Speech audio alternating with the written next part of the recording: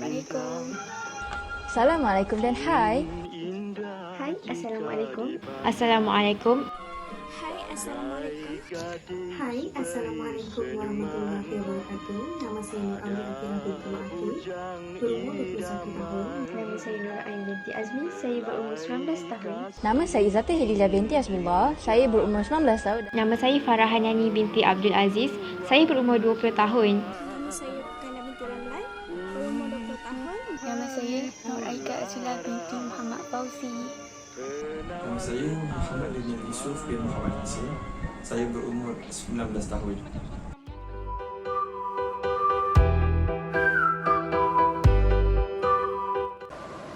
Filem 2012 ialah sebuah filem Amerika Syarikat yang bergenre cerita sains arahan Roland Emmerich.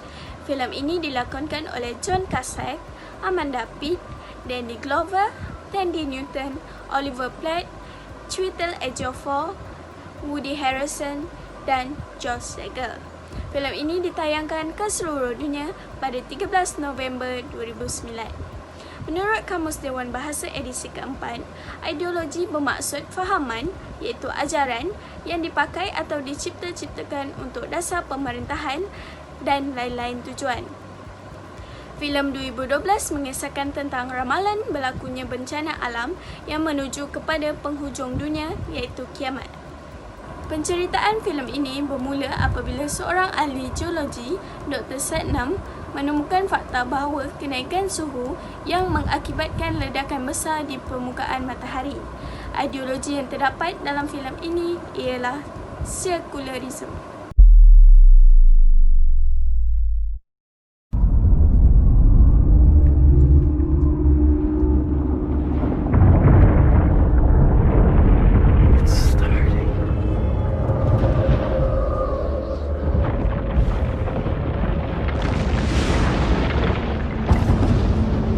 Sure you don't want to come with, man? So beautiful. I'm gonna stay. Good luck. This marks the last day of the United States of America.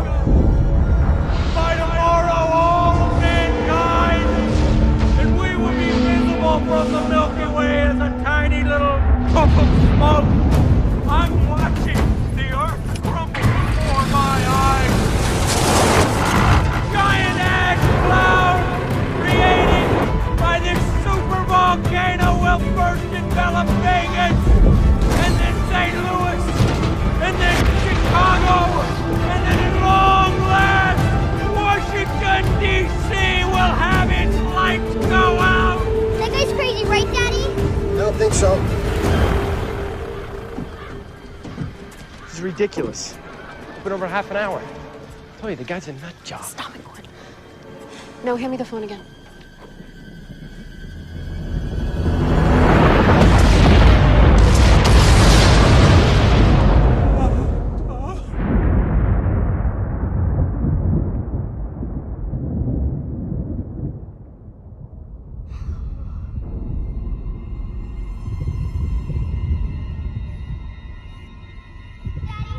What was that? Nothing. Nothing. I have goosebumps, people.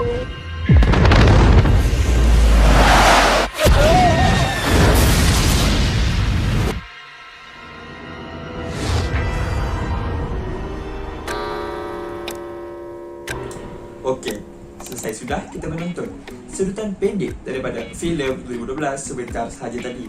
Jadi, sebelum kita beranjak ke agenda yang seterusnya, izinkan saya untuk memperingatkan kembali objektif video ini supaya kita tidak tersasar semasa menontonnya. Yang pertama adalah kita ingin mengenal pasti apakah ideologi serta fahaman barat yang disajikan kepada mata dunia melalui filem 2012 ini. Yang kedua, kita ingin mengenal pasti bagaimana ideologi barat ini boleh menyewa tapak di dalam pemikiran kita sepanjang hari. Yang ketiga, kita ingin meneliti apakah kesan ideologi yang disampaikan sebentar tadi kepada masyarakat di seantero dunia serta tindakan yang diambil oleh seseorang individu. Yang terakhir, kita ingin mencari penawar untuk mencungkil keluar kembali ideologi barat ini. daripada bertapak di dalam minda masyarakat kita. Jadi, apa tunggu lagi? Jom kita sambung tonton video ini.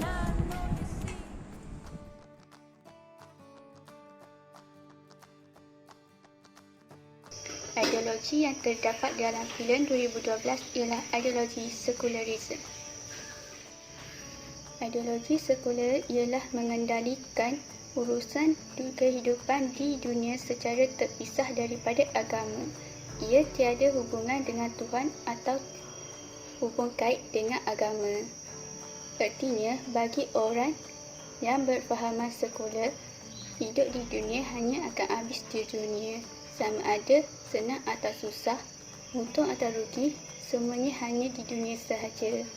Dalam arti kata lain, ia merujuk pandangan bahawa aktiviti manusia dan keputusan khususnya yang berpolitik harus berasaskan pada bukti dan fakta yang tidak berat sebelah dengan pengaruh agama. Istilah sekularisme pertama kali digunakan oleh pengarang British George Jacob Holliday pada tahun 1851. Beliau mengetengahkan 3 prinsip utama yang berbentuk sekular dalam kehidupan masyarakat, iaitu yang pertama, sains sebagai panduan umat manusia. Kebanyakan saintis barat telah membuat pentaksiran bahawa alam ini terjadi dengan sendirinya. Malah, di dalam filem 2012, para saintis telah membuat ramalan bahawa hari kiamat terjadi pada tahun tersebut. Tujuan prinsip ini adalah untuk menafikan kekuasaan dan kewujudan Allah Subhanahu Wa Taala. Yang kedua, memperbaiki kehidupan dengan cara kebendaan. Aliran pemikiran ini percaya bahawa perjuangan kebendaan menjamin keselamatan dan kehidupan yang bebas.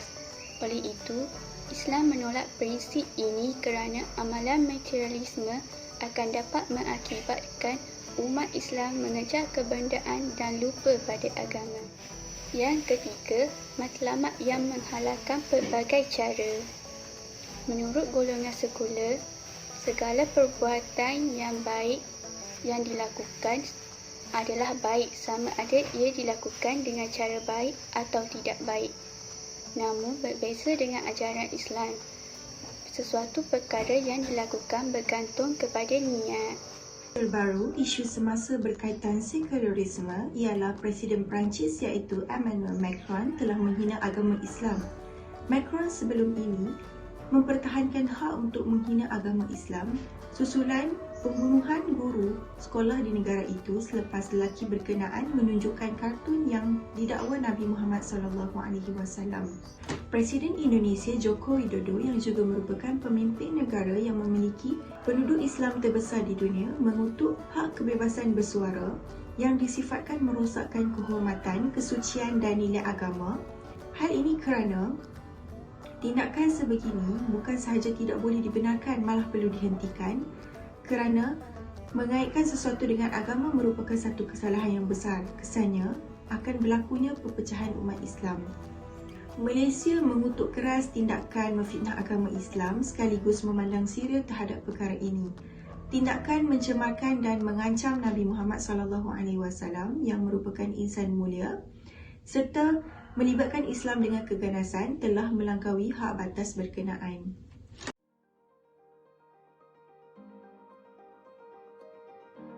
Faktor pertama adalah kewujudan kalender pengauditan maya. Kalender pengauditan maya merupakan kalender yang digunakan di daerah Amerika Tengah sebelum kedatangan orang Eropah. Kalender ini digunakan kerana ianya mudah difahami. Kalender ini difahamkan mempunyai 5,125 tahun sahaja dan diramalkan akan berakhir pada 21 atau 23 Disember 2012. Kalender pengauditan maya disokong oleh ahli ilmuan seperti ahli arkeoastronomi. Ahli arkeoastronomi merupakan seseorang yang mengkaji astronomi pada zaman lampau. Pada hakikatnya kita tahu bahawa para ilmuwan merupakan seseorang yang dipandang tinggi dan memberi manfaat kepada orang sekeliling. Jadi ramai orang percaya akan para ilmuwan dan yakin bahawa 21 dan 23 Disember 2012 merupakan tarikh pengakhiran dunia.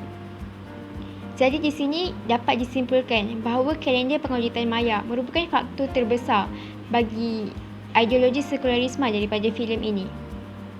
Faktor kedua adalah media massa. Pada era pasca perindustrian dan pasca globalisasi, telah terhasilnya laman web dan juga media sosial yang dijadikan platform perkongsian maklumat. Jadi di sini kita dapat tahu bahawa media massa digunakan untuk penyebaran sekularisme.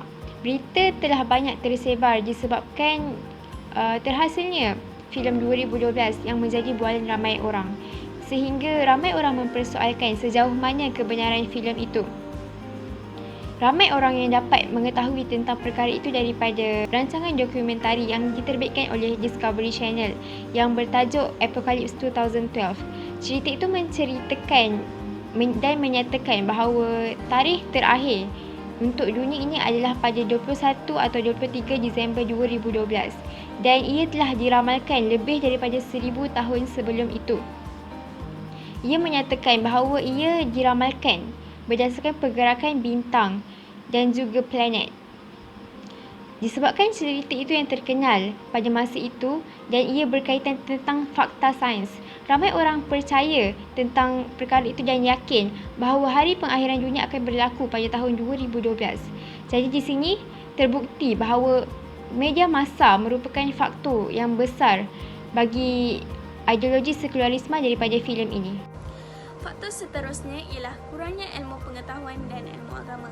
Ilmu pengetahuan dan agama banyak membentuk kita ke arah yang lebih baik dan berguna sekaligus membantu kita membuat keputusan yang tepat. Medium ilmu yang terhad pada ketika itu menyukarkan masyarakat untuk mendapat ilmu yang tepat dan berharap kepada mulut orang semata-mata.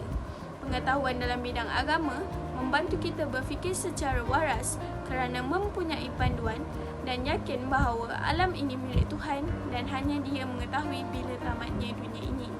Pengetahuan agama yang mendalam dapat membantu kita untuk lebih tenang ketika menghadapi situasi seperti ini.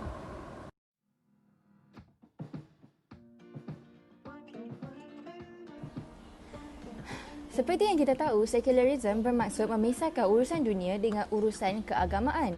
Dalam dunia yang bererakan sains dan teknologi ini, filem-filem yang mempunyai ideologi secularism amatlah popular dan telah menyerang pemikiran penonton-penontonnya yang beragama Islam. Lagi-lagi penonton-penonton muda yang mudah terpedaya dengan filem-filem ini. Mereka lebih mempercayai filem-filem karut ini daripada mempercayai kitab Al-Quran kita. Terdapat banyak kesan ideologi secularism yang dipaparkan dalam filem ini. Kesan ideologi secularism yang pertama yang terdapat di dalam filem ini ialah dari aspek keagamaan. Seorang karakter yang bernama Adrian Humsley merupakan seorang pakar geologi Amerika mendapati bahawa matahari mengeluarkan zarah-zarah yang boleh memanaskan bumi dan dalam masa yang sama boleh menyebabkan bencana alam. Oleh sebab mereka amatlah mempercayai sains dan teknologi, mereka mempercayai bahawa hari kiamat akan berlaku dalam tahun 2012 tanpa mengira aspek keagamaan. Sudah terang kita boleh nampak bahawa hal ini bercanggah dengan agama. Mungkin kebanyakan orang menonton filem ini hanyalah untuk keseronokan. Tapi apa pula dengan anak-anak muda yang minda mereka masih mentah? Sudah tentu mereka akan mempercayai dan dalam masa yang sama boleh membatalkan iman diorang. Rukun iman yang kelima telah terturut bahawa kita perlu mempercayai hari akhirat, akan tetapi dalam Al-Quran sudah terturut bahawa hanya Allah Subhanahu Wa Taala sahaja yang mengetahui bila berlakunya hari akhirat itu. Kesan yang kedua ialah dari aspek sosial. Berdasarkan kajian yang dilakukan terhadap filem ini, didapati mereka ada menggunakan perkataan-perkataan kesat. Sebagai contoh, penggunaan perkataan-perkataan kesat oleh salah satu watak dalam filem ini iaitu Adrian Humsley. Sekularisme yang terdapat dalam filem ini menyebabkan keruntuhan pertumbuhan akhlak dalam kalangan masyarakat di mana masyarakat menormalisasikan penggunaan perkataan-perkataan kesat dan perkataan-perkataan yang tidak elok dan tidak patut diamalkan serta bercanggah dengan agama. Pada hari ini, kita dapat lihat masyarakat menggunakan dan menormalisasikan penggunaan perkataan-perkataan kesat dalam kehidupan mereka. Dan ini boleh dikatakan salah satu punca berlaku perkara seperti ini adalah kerana pengaruh daripada ideologi sekularisme yang terdapat dalam filem-filem seperti filem 2012 ini. Jika kita lihat daripada sudut yang lain, aspek ekonomi juga merupakan salah satu kesan sekularisme.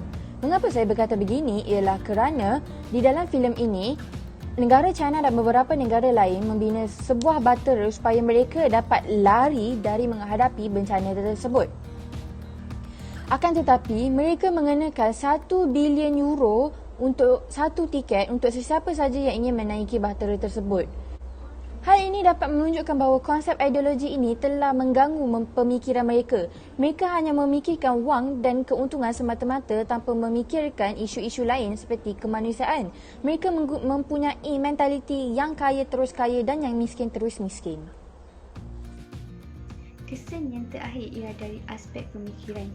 Sepanjang filem ini, didapati mereka hanya percaya terhadap kajian saintifik yang telah dilakukan tanpa mengambil kira aspek-aspek yang lain. Jika dilihat melalui filem ini, apabila mereka telah membuat kajian bahawa satu bencana akan berlaku, mereka terus merancang untuk membina bahtera. Mereka menganggap bahawa bahtera itu dapat menyelamatkan diri mereka daripada ditimpa bencana. Kepercayaan mereka terhadap sains dan teknologi menyebabkan di akhir cerita ini mereka terselamat daripada ditimpa bencana. Ini menyebabkan penonton percaya bahawa perkara ini adalah sahih dan hanya bergantung kepada sains dan teknologi semata-mata untuk kelangsungan hidup. Pemikiran mereka tidak dapat dilenturkan kerana mereka lebih mementingkan kepintaran, IQ dan EQ tanpa mengambil berat tentang kerohanian. Mereka lupa bahawa ada kuasa yang lebih tinggi yang dapat mengawal alam semesta ini. Sekularisme hanya mementingkan kepintaran tanpa mengambil kira kerohanian. Sedangkan dalam kehidupan kita perlu mementingkan ketiga-tiga ini untuk menjadikan diri kita manusia yang holistik.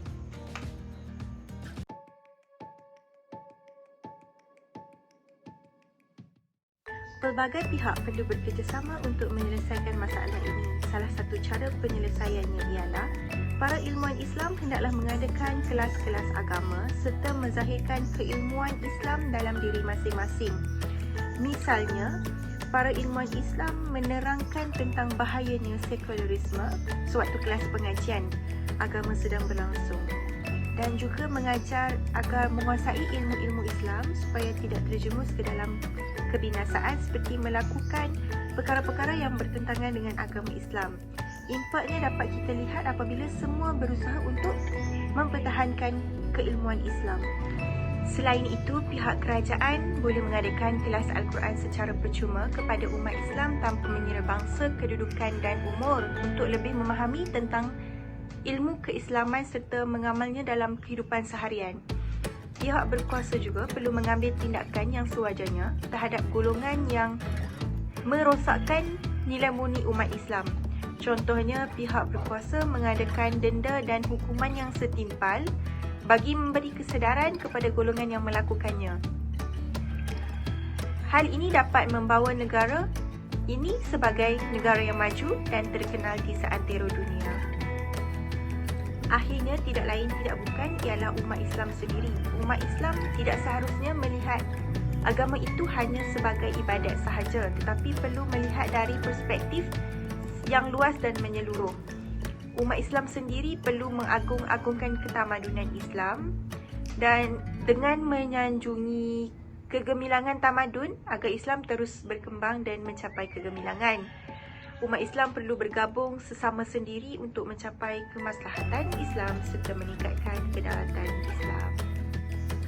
Kesimpulannya, sekularisme merupakan musuh utama bagi umat Islam kerana fahaman ini telah menguasai sebahagian besar masyarakat pada hari ini yang menyebabkan mereka hilang pertimbangan untuk menerima hukum Allah sebagai satu sistem yang lengkap dan sempurna. Mereka telah dikuasai oleh hawa nafsu dan fikiran bebas yang tidak berasaskan hukum dan peraturan Allah. Amalan sekularisme ini adalah bahaya kerana ia bukan sahaja dapat merosakkan akidah dan akhlak seseorang, malah ia boleh membawa ancaman besar kepada kesejahteraan hidup umat manusia. Oleh itu, para pemimpin dan masyarakat mestilah menjadikan ajaran dan perintah Allah sebagai panduan dalam kehidupan seharian serta memerangi fahaman ini sehingga ke akar umbi supaya kehidupan lebih aman dan sejahtera.